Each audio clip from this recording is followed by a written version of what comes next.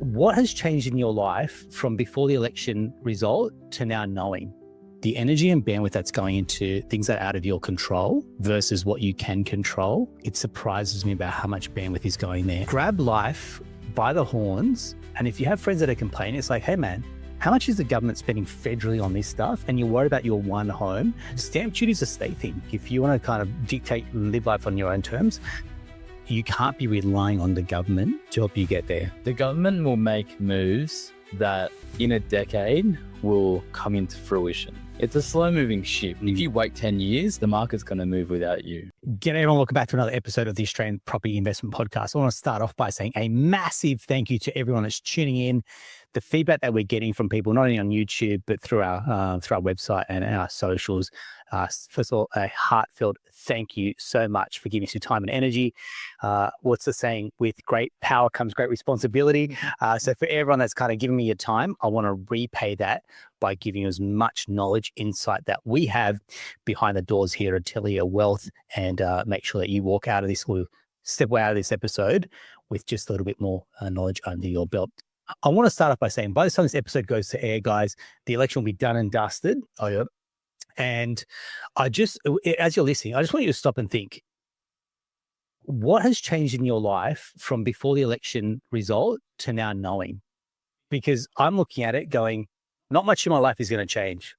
And I think this has really been a penny drop moment for me. The more people I speak to that are really spending a lot of time, and granted, this is our country, and I want to say it's a massive responsibility, and what a right it is to be able to vote in a democratic country. Mm-hmm. Though it's not rigged, there's so much to love about Australia. What a wonderful country that we live in. I want to start by truly say how blessed we are to call Australia home. But on the flip side is the energy and bandwidth that's going into things that are out of your control versus what you can control. It surprises me about how much bandwidth is going there. And I just think energy management becomes a massive thing, is what I speak about here. So I just want to stop and reflect. What's truly changed in your life and what can you actually control? And I leave that as maybe a thought provoker as we come into this episode. And the reason why, because I had dinner with a really good mate and we're talking about some of the stuff that's happening in the election. I was like, look, I just picked up one of the debates and I want to start with a question. How much do you think federal government spends on the defense budget in 2023, 2024? Question for us? Yes. Yes, a question for us. Hundreds of billions. And sorry, when I say us, if you're listening on there, I've got Damien Walker, I've got Nate Condy from my team in here as well. So intros to the boys, if you guys know them as my right hand, left hand in the team. Go back to the question. Cool. What are we spending nationally on defense? Yeah, so what the sub deal was worth 40 billion, I think. So Over a few years, probably. over a few years. And then we've got everything else to go. I'm going to say 50 billion dollars a year. Nate? 200 billion. Oh, all right. Daniel's close. 53.3 billion. All right. What about NDIS? Okay, so NDIS, that's got to be billions. I'm going to say 8 billion. Nate? 8.1 billion. You guys are way off. 46 billion. Oh, And that will get to 93 billion in 2033 at 34 in 10 years time. That will double.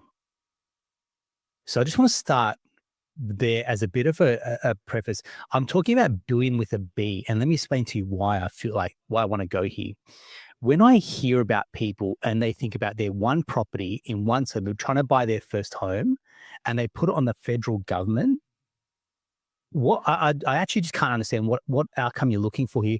When the federal government, and we had like a trade tariff war internationally, for example, we've got defense, the protection of this country, for example, we're trying to run the country, India.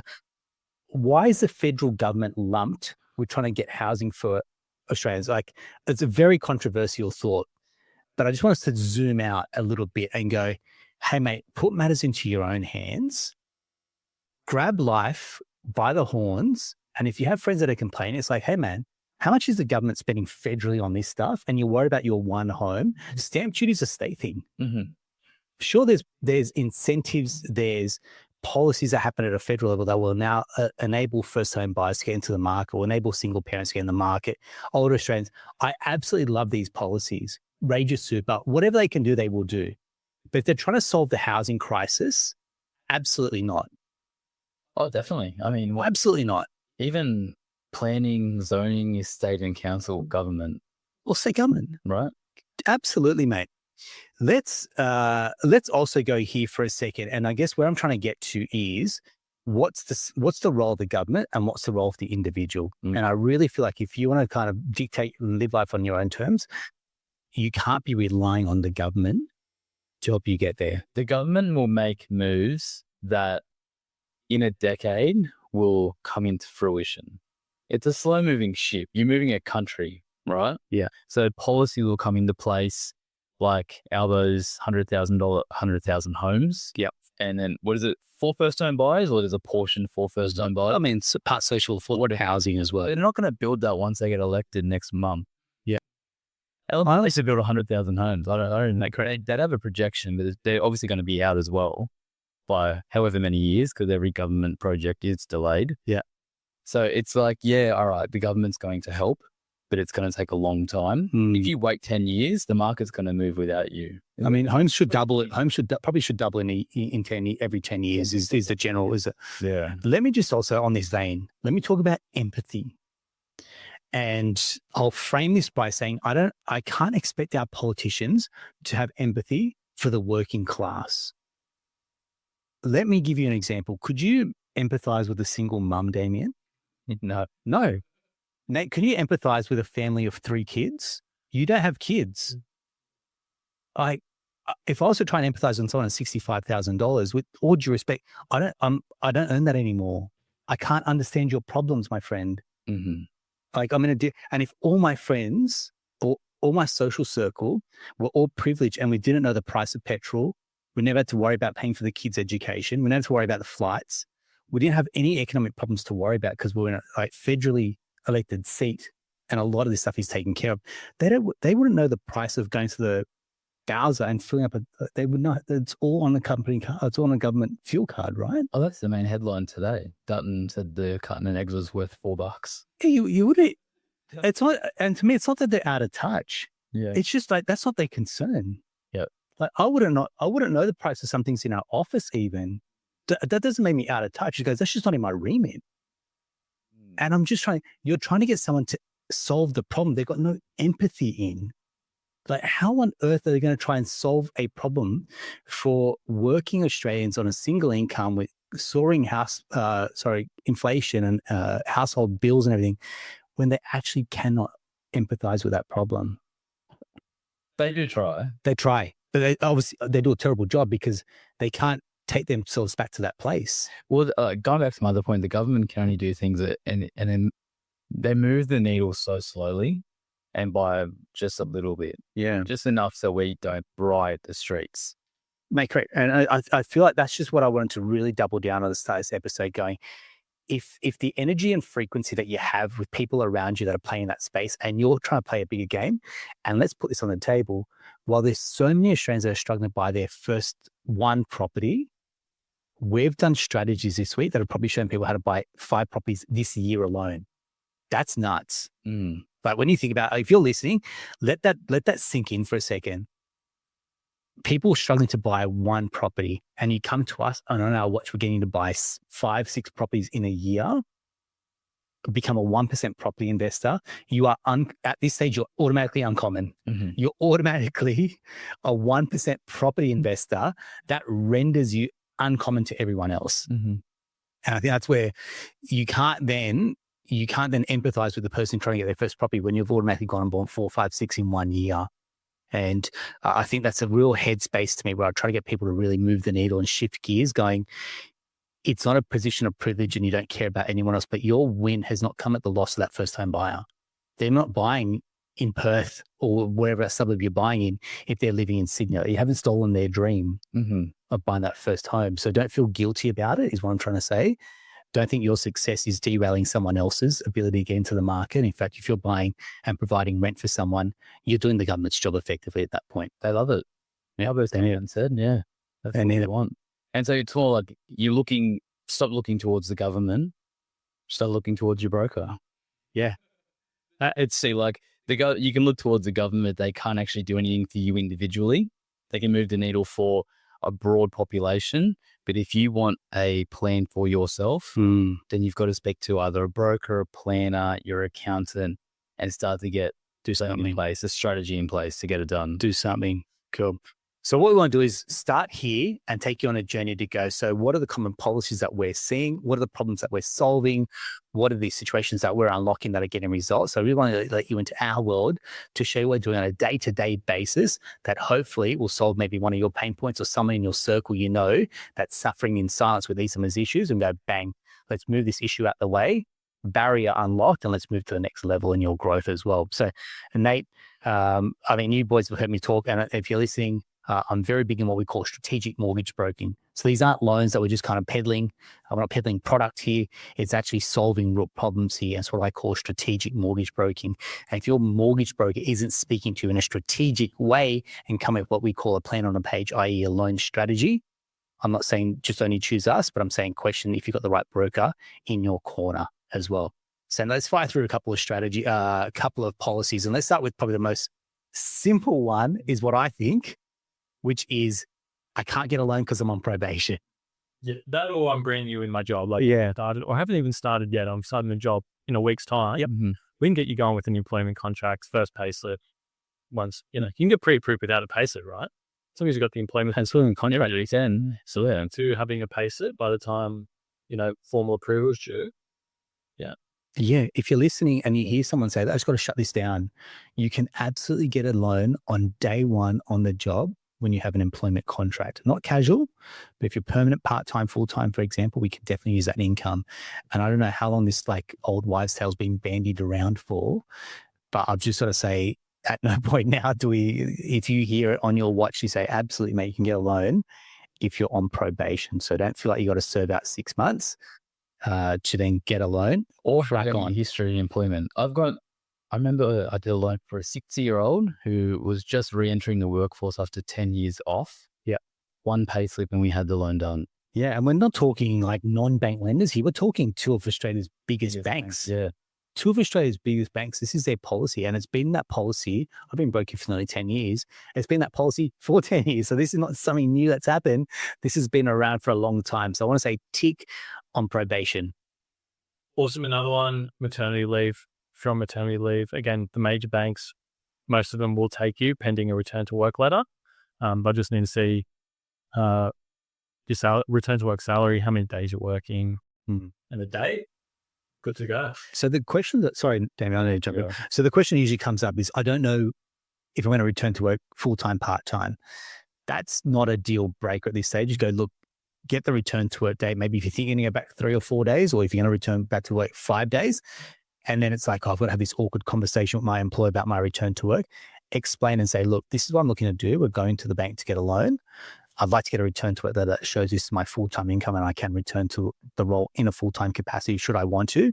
You're not beholden to this letter in the sense that, hey, look, if things change and you decide now that you want to go to 3 days instead of being full-time, you're allowed to change that once you're in the role, but just know you're managing cash flow in terms of your repayments as well. Okay. Correct. And just the other thing is you've got to have a savings balance to cover the repayments while you're on mat leave or returning to work, the shortfall of the servicing. So what Damien's alluding to there is, if you get the loan and you got, say, 3 months or 4 months before you go back into your role, a bank would like to see that you've got some savings to cover those repayments that will bridge that 3 or 4 month gap before you're back in your gig, which for a lot of our clients, we do see that as pretty common as well. And I think when we go back upstream on this policy, it's like, hey, why are we trying to get a loan while we're on mat leave?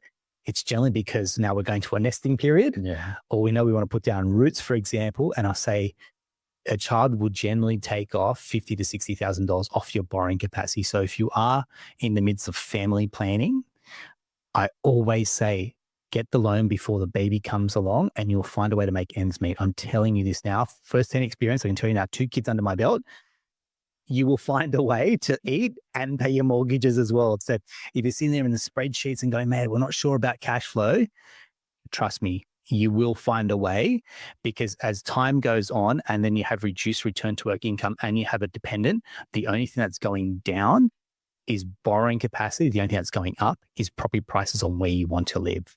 Yeah, fact. And I'm like, look, I've been tested on this numerous times, and people come back a year later and like, we're then doing their numbers and their borrowing capacity was better a year ago, even when rates were higher compared to what it is now. It's a little tragedy on my watch. I just don't want that to happen. Cool. Another one is self-employed applicants maybe thinking it's too hard to get into the market. Range of policies nowadays, just using your wages, not even needing to provide financials. Recently, one of the big banks has brought out a policy, no ABN requirement. They'll accept as long as you've got one tax return, which is a game changer because everyone else needs at least 18 months ABN, 1 to 2 tax returns. So let's go there. So if I'm listening, and I know a question is even when our lender partner came out as well. So we say no minimum requirements. So you could have the ABN registered, last week? Yep. But you need to come on, it might be a bit low if you get in the tax. There we go. So this is it. So the ABN can be recently registered, but the income verification. So someone's listening, they're self-employed. How do we verify that income for that particular bank? Company tax return, or if that's for company applicants, if you're a sole trader, individual tax return. Cool. HEO portal. So that's for director's salary. Director's salary? Cool. Yeah. With it's a niche. So 6 months, it's only for like people who like maybe an IT contractor, a real estate agent who's gone from PAYG to straight comms through an ABN. You might have had a bumper 6 months, Jan to June. Cool. And that's where you've got 6 months of ABN, 6 months of income. You've done your tax return. We can use it and to wait for a full year with only a handful of lenders even then. Helpful. I think the scenarios, those examples are super helpful. Thanks, Damien. Yeah. Another self-employed policies, if you got company debts and I guess your brokers told you that they're weighing you down, there are some lenders that will exclude company debts as well. So let's talk through some of these company debts that we typically see. Car loans, machinery, company credit cards. Yeah. So again, to give this some context, let's put this as Atelier Wealth. So Aaron, I own the business, for example, and I have 2 company cars that are costing me $5,000 or $6,000 a month in repayments. Mm-hmm. And in turn, that's now reducing my borrowing capacity. Well, what I can do is I can show the fact that I'm paid a salary from the business on a fairly consistent basis. And I can use that almost like I'm PAYG with regular salary. And we can exclude the fact that my business now has these debts in there. And I mean, quite often we see a lot of businesses trading with, some debts. So whether that's through machinery, they're investing back into the business, taking a loan, whatever it's going to be, there's some debt in the business. And a lot of the businesses that are on that growth trajectory do typically take on some level of debt. So what we're saying is we can actually factor that out and just work purely on your incomes. Now, the catch-22 here there is if you're not paying yourself as a salary, that's probably where the Achilles heel is. Correct. But there are some lenders who will still use your company profit and exclude the debts. Cool. So there's only maybe 2 or 3 that come to mind. A lot of the non-banks will. Yep. Majors, or traditional lenders, 2 or 3. But that's beneficial if you like you said, you're not paying yourself a salary, or you're paying yourself quite lumpy, as most business owners will. You got your profit sitting in your business. Yep, 1 or 2 lenders. Yeah. I think what we really want to get to with this self-employed discussion is play on, man. Like, give us a scenario, show us what's going on here, and let's find a way. Because what you can just hear here, we've just quoted these 2 banks will do it, these 3 banks will do it. There's got to be a way. And I feel like self-employed, particularly self-employed property investors, raw end of the deal, where I'm like, look, you've heard me probably say in another episode, sweat equity and property equity. You're working extremely hard in your business and you're not seeing the dollars, whereas people that have gone and bought property are doing better than other people that are self-employed with blood, sweat, and tears. That's a tragedy. In my mind, that's a tragedy that like self-employed people aren't paying themselves super. They're not paying themselves what they're worth in market. Mm-hmm. Sometimes their team are earning more than them and they're not building an asset base. And then people that are salaried, that are earning less than them, working less than them, are now building an asset base that is compounding and they're not keeping up. Like, come on. If you're self-employed and you want to grow your portfolio and your business, I think you can have your cake and eat it too. Yeah. And there's other ways we do manage, like low doc loans using counter-sale badges if you don't have tax return. Well, if you're trying to minimize, if your goals are minimizing that income tax, and it's like, well, I don't want to pay the tax. All right, cool. So you don't want to declare the big income. You still want to pay minimal tax. Pay the higher rate. Cop a higher rate. Yeah, correct. And it's not like you're getting murdered on it, but it's got to be less than paying the income tax on 100K potentially. I think low doc rates are getting very competitive. Ever since we had the incredibly low rates, they used to be so unattractive. Now they're like 0.5, 1% higher if you've got no credit impairment. Correct. Play on. There's one bank in particular, non-bank lender, who has the same rate for full doc or old doc at the moment. So it's like there's no difference. I usually get it. Yeah. Yeah. And I feel like I don't know, sometimes when you have brokers that, I mean, I've speak to a lot of brokers, and there's some decent brokerages. They do not do any self-employed lending in this space. I was like, holy crap, like you're a broker and you don't do any self-employed loans. Like, no, absolutely not. So you got to understand, like, again, I'm not tooting our own horn here, but I've got to talk about like the industry as a whole. Not every broker is created equally. You could literally put this same deal in front of 5 brokers. You could probably get 5 different results and different perspectives. Who can then look at, okay, have we made additional contributions to salary? Bang, add that back, for example. Are there donations or something? Bang, add that back. And so the ability to add back, then it's the ability to go to those lenders, 1 year financial. So you might have had a cracking 2024, but your 2023 was down, for example. Use the most recent financial year. So understanding, as someone that's self-employed, we're self-employed. I think we're broken ground. Like, I've probably gone through most policies and gone, show me where this, show me where's this, show me where's this. And we'll probably attract a lot of self-employed clients off the back of our energy going, give me a problem, we'll solve it. And that's my message to you if you are self-employed. Cool. Couple more simple ones we've got noted here. Commission policy. Generally, the average is around 6 months. You need to have evidence of. You can get in with 3 months of commission. The bank will annualize that, or one bank in particular. Whereas some will want to see 12 months. But if you got commission, you've got 3 months history or 6 months history, good to go. Good to annualize. Yeah. So that's a lot of our sales, tech sales clients, medical sales clients earning strong commissions, and they might have changed, or they've come into a really strong quarter. And it's going, well, you could work off that last quarter, the last 3 months of commissions. And then what we do is when we annualize it, you're timesing it by 4. So we're timesing it by 4 to work out how much you can then borrow off the back of that. Don't let that be a showstopper. In fact, just ask the question. Yeah. Just ask the question. If it's not, this is what it needs to be, at least and there's a bit of direction. Okay, I can bank up some commissions for my next quarter. So then we work off 6 months, and it just opens up more lender scope at that point as well. And then bonus income, banks were typically they want to see 2 years of history. Now, a lot of shifting to just 1 year. So if you got one bonus payslip, you could also, get in and any more. Yeah, this is again where banks want to see like 2 years. I mean, when I started, they want to see 2 years worth of bonus history. And then you'd be like, oh, but we've changed roles, got bonus on the previous employer, not guaranteed for that second year. Correct. They used to be so strict on bonus. Yep. And then 1 or 2 banks opened the door, and God, what is it now? Like 5 lenders, 6 lenders, you reckon? Yeah, they do 1 year bonus. So fantastic. And if you're jumping around jobs, like Aaron mentioned, like people work in sales, you jump around looking for a better employer, right? Absolutely. Always want to stepping up for a better opportunity. Yeah, where's my stepping up your rent package? Yeah, better base, better comp split, selling something different. So if you're doing that and you're jumping around every 12 months, some banks will just go, no, can't do it. Don't see the consistency. But there are some lenders who go, great, let's do it. 3 months for comms, 1 year for bonus, play on. Yeah. And again, let's go back to sentiment and rhetoric. When people go, this is a really hard time to buy, we're looking at this going, this is a really good time to be getting a loan, to borrow. This is a really good time to be borrowing. Like, rates are coming down. People's incomes are pretty strong and consistent. I think that volatility come out of COVID, we've definitely cleared the air on that as well. That any property you probably buy at 90, 100% finance is going to be negatively geared. So then I've got to factor in cash flow, and I'll come to I think what I call the triangle of investing. I'll come back to that in a second.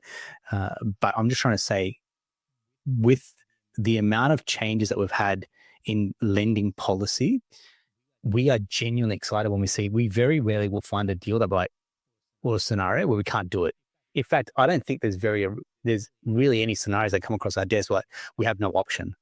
There's so many options. It is like a cycle, right? Like policies tighten, they loosen.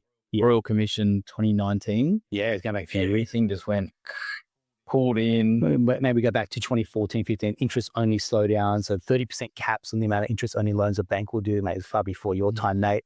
And we're sitting here going, can they, will the bank spend a deal too? I remember we spent this sure thing deal. And then the bank just said declined. And we're like, why? They couldn't tell you it was because of the caps. That's it. They had too many deals in, but they were just like, we won't do the deal. And this poor person's like, what's wrong with me? I'm like, well, it's like, no, they've literally hit their 30% cap on the interest only exposure. So every month, Nate, if they put, 30% of your loans to be was it investment or investment interest only? Correct.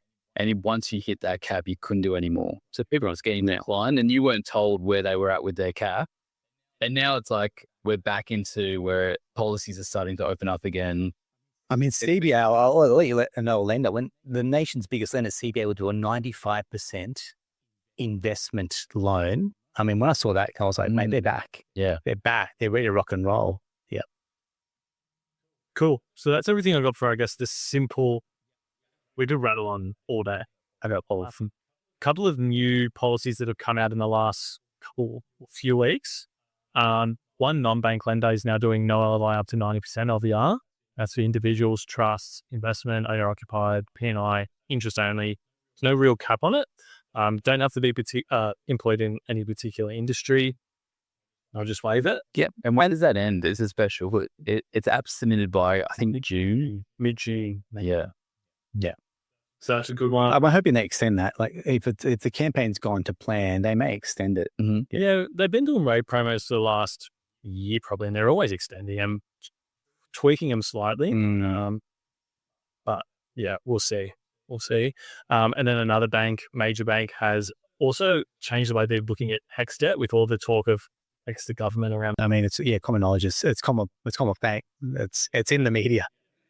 Well, yeah, what they'll do, if they assess you paying off your HECS in a year, they'll completely exclude it from your calculation. So they'll say if your income's 100K, your HECS debt is 5K, for example, you'll pay that off in the year. So they'll waive that. If it's anything over a year but under 5 years, they will reduce your buffer to 1%, down from 3%, which is awesome. Does that have a bigger impact on borrowing than cancelling the HECS? Have you done any scenarios? I guess it would depend on the income. Oh, it depends on the income because it's a tiered percentage based on the income for the HECS repayment. Yeah. But surely, like for an 80K income, to reduce the assessment rate by 2% would be a bigger boost than getting rid of the HECS. Yeah. Yeah, it could be. So, you know, it'd be a cool experiment to do. Find out, now it might be tough because we've got a lot of clients, but find out how many of them are 1% property investors and see if if we have more than 1% of our client base. I would back ourselves that we've got a strong representation of top 1% property. Totally. We've got 5%. It's a good marketing campaign. 5% of our clients are 1% property investors. Yeah. All right. Sean not doing it. I love how you just throw ideas out there and go, right, you guys figure it out. Yeah, good one. Good one. All right, mission accepted, challenge accepted. Let me find out how many of our clients are sitting in those categories. And I think what we need to do is exclude owner-occ because there's some people have exclusive owner-occ property. Yeah. This is investor. So I have to overlay that with investor. Yeah. All right, cool. Let me come back to what I would call our loan strategy framework. And so if you're listening, it's probably best we'll show this on YouTube, for example. I might even try and get just a one page that will show this. And effectively, when we as loan strategists are looking at your scenario, here's the three parts that I'm effectively like a triangle that I've drawn out. That's the three filters that we're looking at as to what problem we're trying to solve. So come with me here. Step one is, are we trying to unlock an equity problem? So for us, are we trying to pull the equity to go again? So let me probably Nate's a good example here. You've bought your two properties and now you want to go for the third. And so mate, we've got to try and strip the equity from those two to go again, particularly if you didn't have like a large cash deposit, for example. Okay. So that would be a very good example. How are we looking? So then what we're doing is tactically running as many valuations as possible. Then can we go, hey, look, we can go to a bank that's going to let us do 90% on a computer-based valuation or 90% on a valuation, for example. So that's what we're doing. Or can we do a guarantor loan, for example? It's going to get you the equity that you need, the deposit that you need. So equities for deposits is one problem that we're trying to unlock. Okay. So then we move to borrowing capacity. So the next part is then, okay, what are we trying to solve a borrowing capacity problem? Because we've got clients, we did one yesterday across the portfolio, about $650,000 worth of equity sitting on one second. All these properties have gone up in value and she's on a fairly modest income. So now what we're trying to do is go, modest income is about 120, 130,000. And now what we're trying to do is how do we stretch her borrowing capacity to get her to buy us into that 6th, 7th, 8th investment property as well. So she's got great equity, but it's almost teasing her the fact that she can't pull it out. So now we're doing a bit of the dance and shuffle with finance to go playing the game of finance. How do we get her that borrowing capacity to go and buy the next 3 properties? Yes, we could buy through trust. Then we're doing different lender orders and stacks in terms of, okay, we'll go here, take the equity, go there. And I know, and Daniel's probably done the same. We then have this very nice dance around how much equity you're releasing to then buy that property, come back, release more equity, come back, buy that property. And it's like, we're kind of doing this dance now, which I think we've kind of nailed in our strategies to go, let's release the equity, go and buy the 2 properties, then we'll come back, release more equity. Because if we do a massive equity strip, you either got a large servicing on this equity strip that we can't attribute to an investment loan or property, and you're servicing more debt. So if we're saying something, there could be a method behind the madness when we're presenting a strategy. Probably what we need to do is then double down, explain that a little bit more, particularly in lay terms, because even I have to then, even when you guys ask, what's going on here and tell me a little bit more about what we've done and why we've done that. So I hope that helps. So we moved from solving an equity problem or a deposit problem to solving the borrowing capacity problem. And now what we're moving to solve is the cash flow problem. And when I say we, in all honesty, we actually can't solve this problem for you. This is a you problem. And we're in together, which means in terms of rates, repayments, do we go interest only? Do we go P&I, fixed, variable? Like that's I'd say that's common stuff. What we want to do is go upstream a little bit more and say, well, hang on, is there expenses you can dial back in, rein back in from a household? I'm sorry, mate, you are going to be negatively geared. Do you look at a PAYG with withholding variation to claw back some income? Do you just not have the cash flow to sustain a property investment portfolio that size? Or do you just need to hold on, like what I've called in past episodes, grip strength, like be able to hold on and push through, knowing that, rates will come down, rents will go up and your income will go up. And it's just a matter of time of eating some glass to get through to the other side. Mm-hmm. Yep. Or manufacture some cash flow. Can we get more money for a granny flat, for example, help with that yield problem? There are things, if you're struggling with cash flow, sort of reach out. There's ideas you might not have thought about. Yeah. But yeah, I think in today's rate environment, it is a lot of hold on. Yeah. And get your budget set. Correct. Right. Be so dialed into your budget. Be so dialed in. Be good with your money. And again, if you haven't read it, read The Psychology of Money. Absolutely get dialed into your budget. You should know your numbers, but don't try and handball. We've seen this sometimes with clients. They're trying to handball it to a financial planner, handball it to a buyer's agent, pass the butt to the broker. It's like, guys, you want the properties, you got to roll some sleeves up and get some work done. We will get you so far. And that's why I say we'll get you this far with a loan strategy. Now you do is engage your buyer's agent to get you the property strategy. That is tactically where you're buying, what you're buying, and why you're buying it. Yeah. So if we go back to that triangle, where you're buying, what you're buying, why you're buying it should form the property strategy. We're coming in with the loan strategy. You match those together and you should have a very clearly articulated plan. Nothing overly complex, nothing up the wazoo on Excel. Clarity on a strategy to help you move forward. Because I'll say this right now, there are some absolute weapon buyers agents that we work with that if they were to put 5 properties on your desk and say, mate, these are gun areas, go and buy these and we'll see some growth, but you can't finance that. What's the point? You actually need the finance to unlock the ability to buy and add more strategic assets to your portfolio, which is why we become so crucial. We being strategic mortgage brokers, not just peddling product, we become so important from a loan strategy perspective. And that takes time. For a new client, it could take us 4 to 5 business days to do a loan strategy, because we get one shot at someone new coming into us, their numbers, and we're trying to do valuations and unlock their income. And they might have been with their last broker for 4 or 5 years. It's like, well, hang on, we have to have that time and kind of space to think clearly, to put our best foot forward as well. And what's the rush? And that's what I'm trying to tell people is like, get your house in order. Don't be in a rush. Don't be hasty with this. Don't try and find a property before you get your pre-approval. Get yourself, like, enjoy the process, enjoy the experience, because I'm telling you right now, every time it's a stressful experience on our watch, it's because people got on board property before finance is sorted. And that's just a recipe for disaster. We'll do it every single day. Like, we've never lost a deposit, never missed a settlement, right? And you're laughing. I'm laughing because we've got 3 at the moment. It'll never change. We could shout this message from the rooftops. It'll never change. And we're not asking you to like bow down to us and say, look, yep, like in that sense.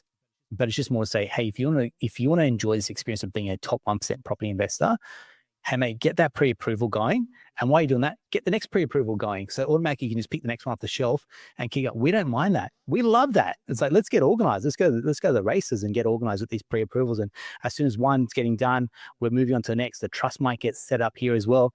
And it's ability to, again, play this game of finance. We want to be 3, 4, 5 steps ahead.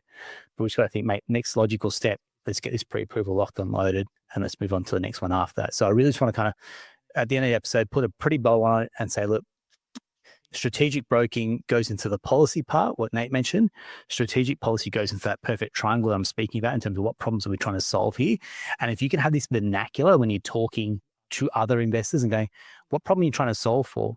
We know what we're trying to optimize a portfolio for, either net passive, asset base up to here, for example. And now if we can unlock that with this 3-step model that we're really going to put out there, I feel like strategic mortgage broking on our watch will go to the next level. Mm-hmm. I agree. Yeah. I'm really excited. So if you know anyone that needs help from a strategy perspective, look, we'd love to help. Reach out. People, you get a real kick when people, obviously heard my voice for quite some time. I get a kick when when you reach out to me, because this is a one-way conversation. I love when it becomes a two-way conversation. So to hear people that have spent the time, spent the hours investing in your own knowledge and education. It's like, man, we'll give you the best of us. I'll give you the best of me. We'll get the best of us. I'm so dialed into what we're doing here on a day-to-day basis. I'm in the trenches with the team. So don't think that it's like I'm off limits. I'm 100% here, but I'm great for the strategy, those early conversations part. And then you'll find in our team who will kind of help you on this journey as we go far together as well. So if this episode has been helpful, hey mate, reach out, let's have a chat. I also want to be very clear about our Property Accelerator community. I'm getting so much great feedback from our investor clients when they're all surrounded by people, and it's iron sharpens iron. When they're surrounded by people that are playing a very similar game, that don't want to care about the headlines, that don't care about other people that say it can't be done, and they're going, I want to buy more property, and again, become 1% property investors, and they want to be around a steamed company. I got to tell you now, if I was around people that ran their businesses and said business is hard, this business wouldn't be where it is today. True. Right? I'd just be stuck sitting in a coffee shop going, business is hard. Woe is me. When I've sat around people that are top of their game, like, how are they doing it? What are they doing? I want to implement that. We're going to take that idea. I'm going to execute on that. Mate, you just start going at a rate of knots, and team and keep up with you. It's the same with your portfolio. If you want to be around people that have a positive mindset, that have the energy to grow and scale, the property investor community is for you. And if you want to be part of that, drop us a DM, say Accelerator. We'll send you through the details and we'll kick you off on the next call as well. Guys, I want to say thank you very much for joining me. It's a wrap. I hope that was helpful. Thanks very much.